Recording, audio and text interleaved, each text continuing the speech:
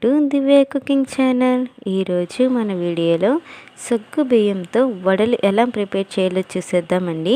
ఇంట్లోనే అప్పటికప్పుడు ప్రిపేర్ చేయొచ్చు. బ్రేక్ఫాస్ట్ కింద కానీ ఈవినింగ్ స్నాక్స్ టైంలో కానీ అప్పటికప్పుడు ప్రిపేర్ చేస్తే పిల్లలు కూడా ఇష్టంగా తింటారు. ఇంకా లేట్ చేయకుండా ప్రాసెస్ ఏంటో చూసేద్దాం. ముందుగా ఒక కప్లోకి 1 కప్ వరకు సగ్గుబియ్యం, 1 కప్ వరకు వాటర్ వేసుకుని 2 అవర్స్ పాటు నాననివ్వండి.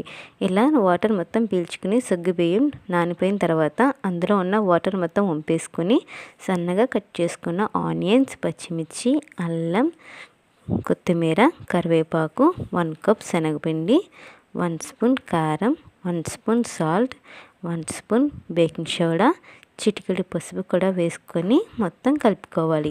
ఏ మాత్రం వాటర్ అనేది వేయకుండా మొత్తం కలిసేలాగా కలుపుకున్న తర్వాత కొద్దిగా పిండిని తీసుకొని వీడియోలో చూపిస్తున్నట్టుగా కట్లెట్స్లా ప్రిపేర్ చేసుకోవాలి. అలా పిండి మొత్తం కట్లెట్స్ కింద ప్రిపేర్ చేసుకొని ఒక ప్లేట్లో పెట్టుకోండి.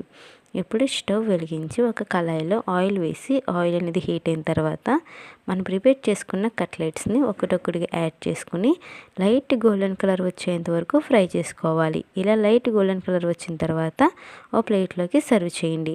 అలా మిగతా ఉన్న కట్లెట్స్ని కూడా ఫ్రై చేసేసుకున్నాక ఓ ప్లేట్లోకి సర్వ్ చేసుకోండి. చాలా బాగుంటుందండి. మీకు నచ్చిందా? మీకు నచ్చితే ఒక లైక్ చేయండి. అలాగే మన ఛానల్ని సబ్స్క్రైబ్ చేసుకోండి.